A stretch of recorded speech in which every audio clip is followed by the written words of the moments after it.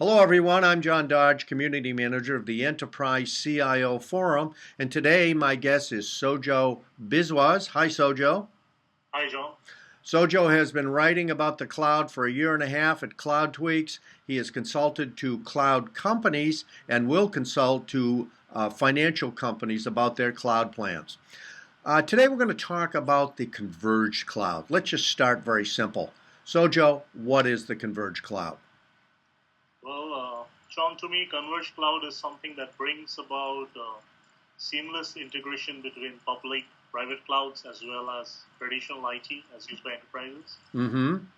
It offers a lot of flexibility in terms of environments, infrastructures, vendors, etc. The reasoning behind this is there are a lot of options available to enterprises, right? I mean, they can use their existing infrastructure, they can go the public cloud way or their own private clouds. In fact, several enterprises are doing that. But it's always better to have some kind of convergence between all of these so that you can make best use of your resources. Unfortunately, that isn't happening now. And a big reason behind that is the distinct lack of standards in cloud computing. I participated in this chat on Twitter regarding the HP Enterprise Cloud on 12th April when somebody made a very enlightening comment that waiting for cloud standards is like waiting for Godot. Godot, yes. Right, in the Samuel Beckett Godot never arrives. So that may be very well the case for cloud standards, and that's where converged clouds can come in and add value. Well, waiting for standards is like waiting for Godot. But are we waiting for the converged cloud? Is it a reality today or something that's going to arrive sometime in the future? Well, with HP's new converged cloud offering, it's definitely a reality.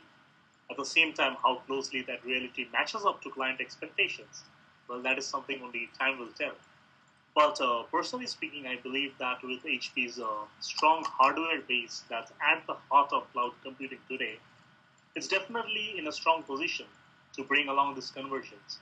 At the same time, the fact that this new offering is based on OpenStack, which also has the support of Rackspace, Red Hat, Cisco, and IBM, is definitely a plus point because here you already have some sort of meeting of minds.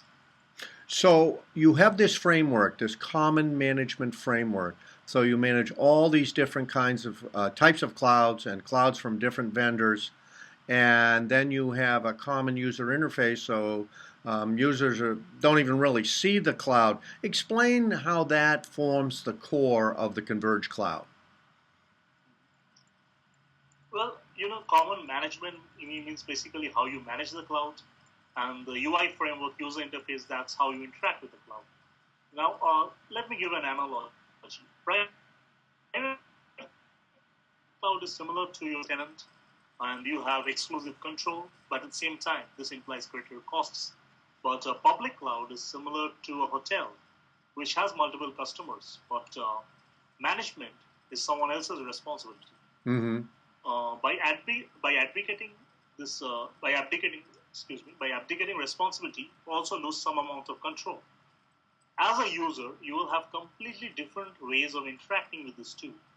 Now, wouldn't it be easier if you had similar rules, similar experiences for both?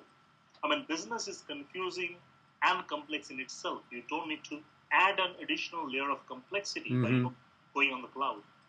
But if you use a converged cloud, you can manage to reap all the benefits of cloud computing, such as scalability, cost effectiveness, disaster recovery, mobility, etc., without adding this complexity.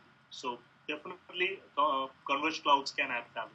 So the converged cloud embraces all different kinds of clouds from different vendors, but it also embraces what's left behind to be run internally in IT as well. Isn't that correct? Yes, it does use traditional IT infrastructure, which I think is very important for enterprises because they have already spent a lot of money in that. They already have their employees with the domain knowledge. They already have their business practices, which they would like to implement. So by going on the converged clouds, they don't lose all this. I mean, they would lose a lot of it if they go on the public cloud because you can't implement your company's best practices on an Amazon cloud to the same extent as you can on a Converged cloud. Now, CIOs are very concerned about security when it comes to implementing the cloud. How will security be implemented in the Converged cloud? Yeah, you're right. I mean, CIOs. That's I believe is the main concern that is holding back wider adoption of the cloud. As regards how security will be implemented on the Converged cloud, well, I have some ideas. I don't know whether HP is doing the same, but for me, security can be implemented with a separate layer of abstraction, independent of the underlying infrastructure, so that your security does not depend on the hardware that you're using. Also, proper risk management practices that are being constantly updated should also be part of this underlying security framework. The need for constant updation is because every day we are becoming aware of new risks. I mean, even the subprime mortgage crisis that brought on this recession, that wasn't considered a risk 10 years back. It was considered a viable investment opportunity. So companies, enterprises, they should always be aware of these risk issues. And of course, the service provider here, HP, will also have to be cognizant of these. Well, Sojo Biswas, thank you very much for these great answers on the Converged Cloud. Thanks for being with us today. My pleasure, John. I'm John Dodge, Community Manager of the Enterprise CIO Forum. Thank you very much for watching. Bye.